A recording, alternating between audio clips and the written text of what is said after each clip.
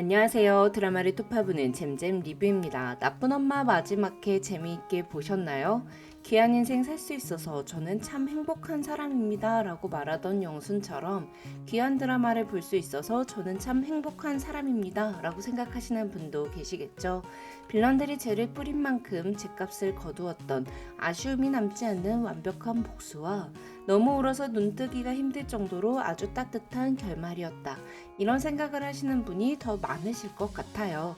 전 최강호 검사가 복수를 하는 것까지 재미있게 봤습니다. 그리고 영순의 생일 파티부터 죽는 순간과 나는 행복합니다 장례식과 남겨진 사람들이 삶을 계속 살아가는 모습이 나올 때는 솔직히 감정적으로 이입을 하지 못하겠더라고요. 사실 저는 갯마을 차차차나 조우리풍의 이웃사람 간의 따뜻한 정을 중점적으로 그리는 드라마는 좋아하지 않는 편이에요. 예외적으로 동백꽃 필 무렵은 재미있게 봤습니다만 그래서 여러분과 생각이 좀 다를 수 있는 점 이해 부탁드릴게요. 일단 휘뚜루마뚜루 진행되었던 강호의 복수부터 톱파보죠. 아마 14화를 10분만 늦게 보시기 시작했다면 이게 뭔가 싶을 정도로 송우벽을 법정에 세우는 것까지 아주 빠르게 진행됐는데요.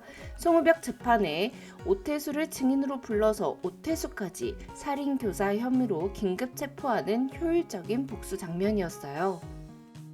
시작은 소실장이었습니다. 송우벽이 소실장과 박대리를 죽이려 했다는 걸 알게 된 날 밤 소실장은 최강호에게 전화를 걸었습니다. 그런데 소실장은 최강호가 기억이 돌아왔다는 걸 어떻게 알게 된 거죠? 강호 기억 돌아왔다는 거 전부 비밀 아니었나요? 그냥 소실장이 강호 목숨이 걱정돼서 도망가라고 전화했다가 강호가 기억이 돌아와 있어서 얻어 걸린 걸까요? 강화 소실장은 송우벽을 유인해 특수상해 및 살인미수 현행법으로 긴급 체포를 해버렸습니다. 그리고 강호는 오태수에게 송우벽의 죄를 밝히기 위해 증인이 되어달라고 했는데요. 오태수는 이게 미끼인 줄도 모르고 덥석 물었죠. 송우벽은 소실장을 죽이려 했다는 걸 부인했고 살인교사를 지시한 적 없다고 했지만 강호는 35년간 송우벽의 최측근 4명이 모두 사망했음을 밝혔고 오태수는 자신이 맡았던 송우벽이나 우벽건설과 관련된 사건의 피고인들이 모두 사라지거나 죽어 공소권 없음으로 사건이 종결되었음을 증언했습니다.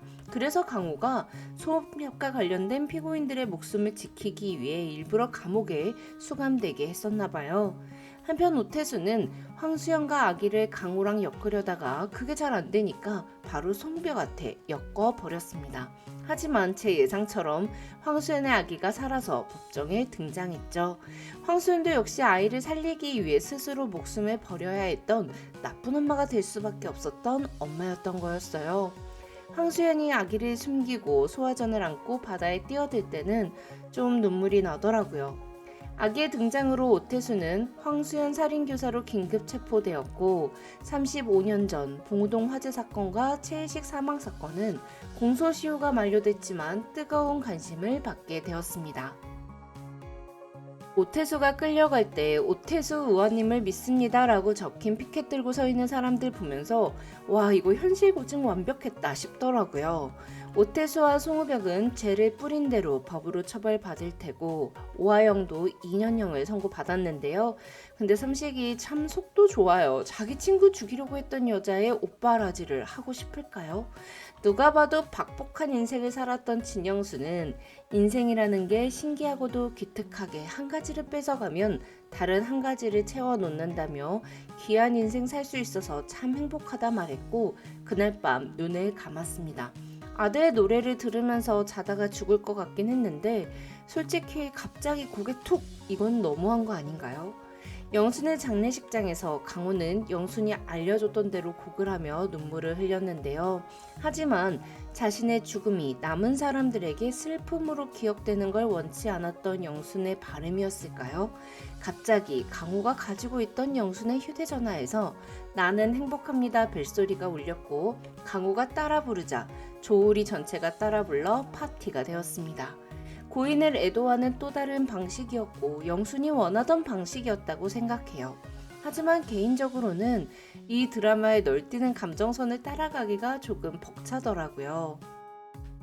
제가 아직 인생을 덜 살아서 그런 걸 수도 있을 것 같아요. 조금 더 인생을 깊게 겪으신 분들께는 꽤 울림을 주는 장면이었을 수도 있을 거라고 생각합니다. 강호는 영순이 세상을 떠난 후 영순이 강호를 오마주한 액자 속에 남긴 편지를 발견했습니다. 강호의 마음에는 영순의 진심과 사랑이 깊게 남게 되었고 엄마의 사랑은 앞으로 강호가 인생을 살아갈 때 큰 힘이 되어주겠죠.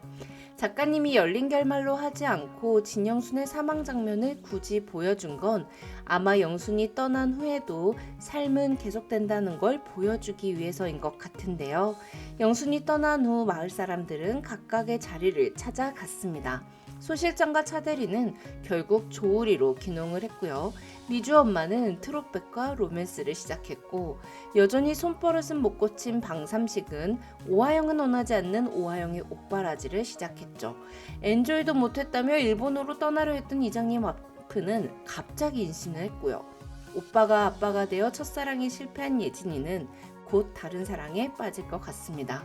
홈런을 쳤으니까 당당히 아웃되겠다던 강호는 검사를 그만두고 행복한 돼지농장 사장님이 된 것 같은데요.